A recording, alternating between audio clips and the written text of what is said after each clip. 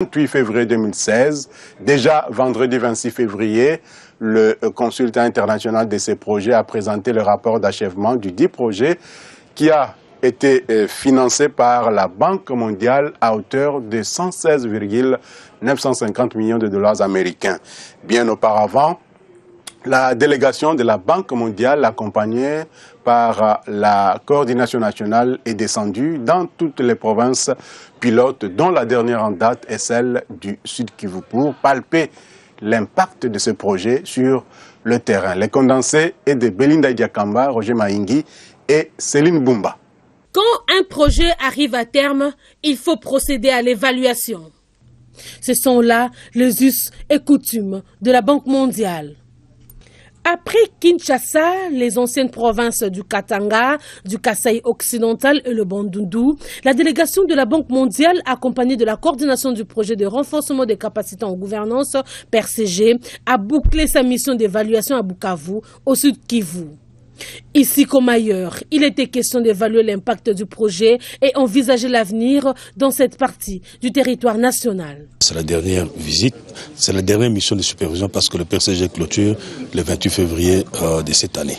Pendant notre séjour, nous aurons des discussions avec les différentes autorités pour faire le point sur l'état d'avancement des réformes dans la province du Sud Kivu.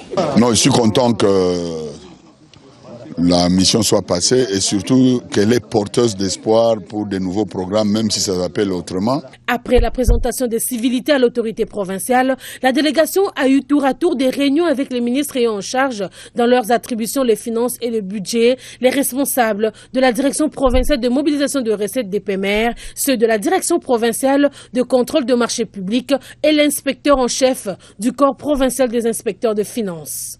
Chacun à son tour a reconnu l'appui du PRCG dans sa structure. L'exécutif provincial du Sud Kivu remercie le PRCG pour son accompagnement, surtout dans les réformes de finances publiques. Et là, je vois la création de différentes directions. Il y a d'abord la régie provinciale qui est la DPMR. Il y a la création de la direction du Trésor et de l'ordonnancement. À travers le PRCG, l'exécutif provincial a bénéficié aussi de la création de la direction de marché public et beaucoup de choses. Il y a eu de réhabilitation des bâtiments administratifs. Et je remercie très grandement tout ce qu'ils ont fait durant la durée du projet. Et là, je commence par le chef de l'État qui a conçu cette idée de faire la collaboration, la coopération avec la Banque mondiale, de manière à avoir de tels projets.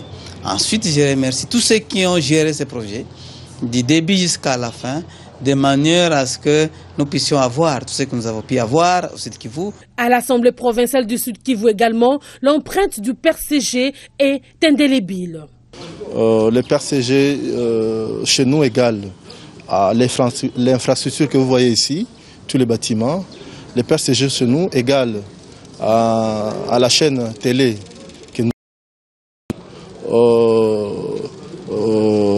tout l'outil informatique que nous avons, les différentes formations au profit des députés en vue de leur capacitation. Cette mission a donné l'occasion à la délégation de visiter la chaîne des dépenses et les bâtiments qui abritent le serveur central. Des infrastructures financées par la Banque mondiale à travers le PRCG. Motif de satisfaction pour la coordination provinciale du PRCG qui s'est réjouie de l'appropriation du projet par la province. Nous sommes rendus compte et nous avons confirmé l'appropriation de bénéficiaires des activités du PRCG et du souci de ces bénéficiaires de voir le projet continuer ou sous une autre forme, en tout cas que la Banque mondiale continue à appuyer les réformes soutenues par le PRCG. Le même sentiment de satisfaction est ressenti par la société civile. Cette mission de supervision nous montre l'expertise et l'intégrité que la Banque mondiale et son partenaire, le gouvernement congolais, mettent dans l'action gouvernementale. Mais bien avant le Sud Kivu, la délégation s'est rendue à l'ex-province du Bandundu avant de revenir à Kinshasa pour le même objectif. Le 28 février 2016, le PRCG ferme ses portes après l'atteinte de plusieurs résultats, ce qui explique la présentation du rapport d'achèvement du projet aux différentes parties prenantes pour enrichissement avant sa transmission aux bailleurs de fonds. Le sentiment est mitigé.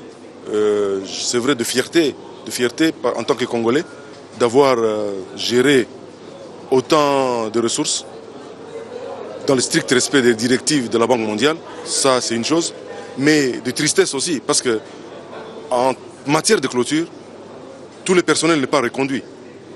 Il y a une équipe minimum qui va rester pendant la période de grâce, mais je suis en même temps satisfait que les autorités aient pris une disposition. C'est que la Banque mondiale va continuer à financer les activités d'appui à la gouvernance à travers d'autres projets qui existent déjà. Ce rapport d'achèvement a permis aux participants à cet atelier de cerner les contours de ce projet ambitieux du gouvernement. Grâce au financement des réformes, l'accompagnement du PRCG notamment, nous sommes passés de 22 indicateurs mal notés à 10 indicateurs mal notés. En somme, le PRCG se clôture, mais tel un sphinx qui renaît toujours de ses cendres. Il reviendra certainement pour accompagner le processus de décentralisation en cours en RDC. À Limera-Ngimbi, dans le Congo central, il a été procédé à la récolte du riz planté dans le cadre du projet de développement des pôles de croissance PDPC, dont 10 tonnes sont attendues cette saison. Après la certification par le Service national des semences, SENASEM, cette semence de base sera mise